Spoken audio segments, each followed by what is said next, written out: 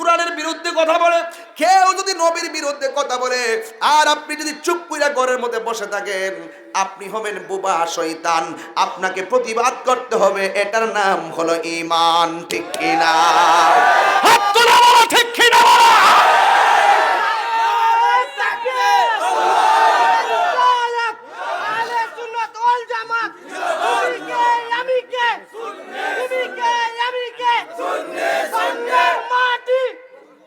আল্লাহু আকবার, জোরে কন, আর জোরে কন আল্লাহু আকবার।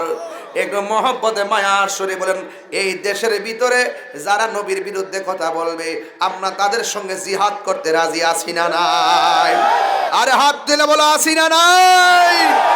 হকের জন্য জীবন দিতে প্রস্তুত আছি না নাই? আমি দাত্তহীন কণ্ঠে পরিষ্কার ভাষায় বলতে চাই, আপনারা অনেকে শুনেছেন আমার বিরুদ্ধে মামলা করা হয়েছে।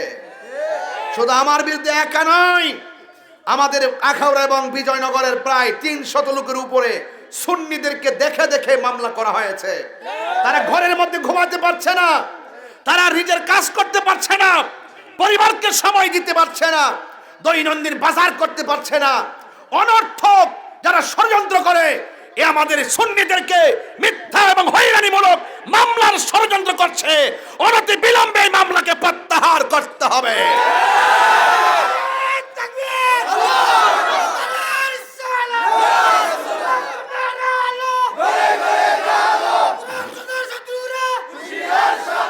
ভাইয়ের আমার, আমি পরিষ্কার ভাষায় বলতে চাই, আমার ব্যাপারে ব্যানার নিয়ে নিয়ে রাজপথে আন্দোলন চলতেছে। চট্টগ্রাম থেকে শুরু করে প্রত্যেক জায়গায় জায়গায় কি আন্দোলন বাড়তেছে না কমতেছে? এখনো পর্যন্ত মিডিয়াগুলো নীরব, মিডিয়াগুলো এখনো স্বাধীন হতে পারে নাই, প্রশাসন এখনো স্বাধীন হতে পারে নাই। আপনারা আরেকজনের কথা শুনে দেশের আইনকে কলঙ্কিত করবেন না, হলুদ পাতার সাংবাদিকতা করবেন না। আমার ব্যাপারে শুভাকাঙ্ক্ষী হয়ে অনেক জায়গা জায়গা প্রতিবাদ হচ্ছে। আমি বলবো তাড়াতাড়ি মামলাটা প্রত্যাহার করুন। আমার যাই হোক না হোক, কিন্তু আমার 300 ভাইয়ের নামে যে মামলা করে ঘর থেকে বের করা হয়েছে এবং বিজয়নগরের প্রায় 6-7 জনকে ধরে নেওয়া হয়েছে, তাদেরকে তাড়াতাড়ি মুক্ত দিতে হবে এবং পুরো মামলা প্রত্যাহার করতে হবে। যদি এই 300 জনের লোকের মামলা যদি প্রত্যাহার, টোটাল মামলাটা যদি প্রত্যাহার করা না হয়, আমার বিরুদ্ধে 1 নম্বর আসামি আমাকে করেছেন, আমি 1 নম্বর আসামি হয়েও রাজপথে নামতে বাধ্য হব। তখন সেটা কিন্তু দাবায় রাখতে পারবেন না। আপনারা ভালো করে জানেন যে আমি যৌক্তিক দাবির জন্য জীবনটা হাসতে হাসতে দিতে প্রস্তুত। আমি যদি অন্যায় করি, আমি ক্ষমা চাইবো, হাত করে হাতে নিজের হাতে পড়ব। কেউ যখন আমাকে অন্যায় করে কনস্পাইরেসি ভাবে, ষড়যন্ত্রমূলক ভাবে হয়রানি মামলা করে সুন্নিদের বিরুদ্ধে ট্যাগ লাগিয়ে সুন্নিদেরকে বিরক্ত করবে, সুন্নিরা ঘরে বসে থাকবে না। ঠিক কিনা বলেন? কেউ ঘরে বসে থাকবে না।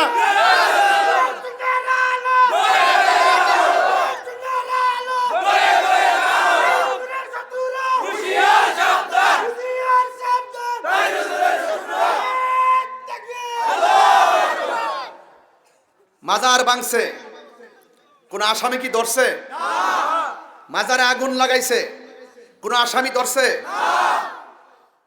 আল্লাহর ঘর মসজিদে আগুন দিয়ে পুরাইছে, আসামি ধরছে?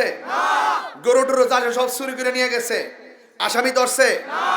কেবা কারা গাড়ি ভাঙছে, কেবা কারা ডিল মারছে, হ্যাঁ প্রশাসনের উপরে ডিল পড়ছে, আমি নিজে মর্মাহত।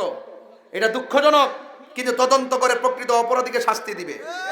কিন্তু কাহারও কথার পাল্লাই পড়ে, কোন ধরনের প্রভাবশালীদের পাল্লাই পড়ে মনে করছেন যে একটু সুযোগ আছে, এই মুহূর্তে ঢুকাইয়া দে, এই মুহূর্তে ঢুকাইলে তাহিরিকে ঢুকাইতে পারবে, আরেকজনকে ঢুকাইতে পারবে। কিন্তু বুঝতে হবে, আহলে সুন্নাত ওয়াল জামাত শুধু তাহিরের উপরে নির্ভর নয়, আহলে সুন্নাত ওয়াল জামাত প্রত্যেকটা ঘরে ঘরে নবীর সৈনিক আছে। কথা বলে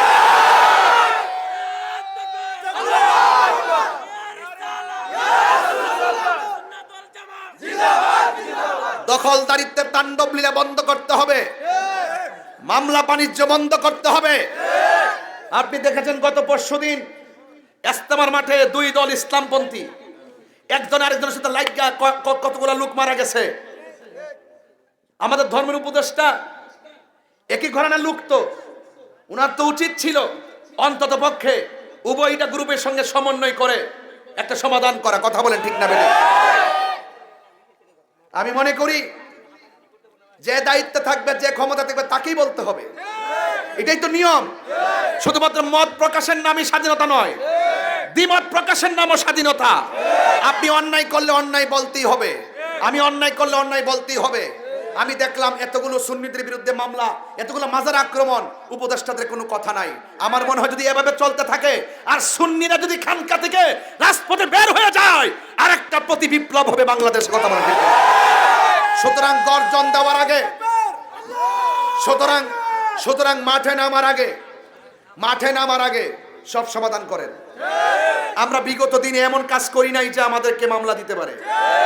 কথা বলেন ঠিক কিনা? আমরা কোনো দলের দালালি করি নাই। আমরা দেখি যে যারা নবীর প্রেমিক, যারা নবীর আশিক, আমরা তাদেরকে ভালোবাসি। কথা বলেন ঠিক কিনা? আরো বড় করে বলেন ঠিক কিনা বলেন। আমার ভাইয়েরা, আজকে থেকে ওয়াদা করবেন সত্যের জন্য, হকের জন্য জীবন দিতে চাই কি চাই না? আরো জোরে বল, চাই কি চাই না? ভাইয়েরা আমার, আজকে এই মাহফিল এমনও হতে পারে কাহারও জন্য জীবনের শেষ মাহফিল। কথা বলেন, মনে থাকবে সুন্নিরা এক থাকবেন, সবাই ঐক্যবদ্ধ থাকবেন। শুধু পারি না আপনাদের কারণে। আপনারা যেভাবে ওয়াজে আসেন রাজপথে পাওয়া যায় না। আপনারা কোনো না কোনো দলে ঢুকে যান, কোনো না কোনো দলে আর ঢুকবেন না, সুন্নির দলে থাকবেন। সুন্নির প্রার্থী যে হবে তার পাশে থাকবেন। আমরা সুন্নি জন এক হয়ে যাব, কারণ বাংলাদেশের সবাই আমাদের পা ধরতে বাধ্য হবে। শুধু পারি না আপনাদের কারণে আপনারা সিদ্ধান্ত নিতে পারেন না। কোনো না কোনো দলে ঢুকে যান, এগুলো বন্ধ করেন। এতগুলো মাজার, ওলি আল্লাহর মাজার আক্রমণ করলে ওলি আল্লাহকে শুধু আমার বাপের একলা? আপনার গায়ে কি লাগে না? তা আপনি কি বুঝেন না যে এটা ষড়যন্ত্র চলতেছে? বুঝেন না এগুলো? এগুলো বুঝা চলবেন। আল্লাহ যেন আমাদের সকলকে নবীর পক্ষে থাকার তৌফিক দান করে। আমিন কর। আরো জোরে করে আমিন, আরো বড় করে আমিন। একটু জিকির করব। জিকির হবে কার? আরো বড় করে, আরো বড় করে জিকির আল্লাহর করব ইনশাআল্লাহ। একটু মহব্বতে, প্রাঞ্জল ভাষায় একটু মহব্বতে জিকির করেন আল্লাহ।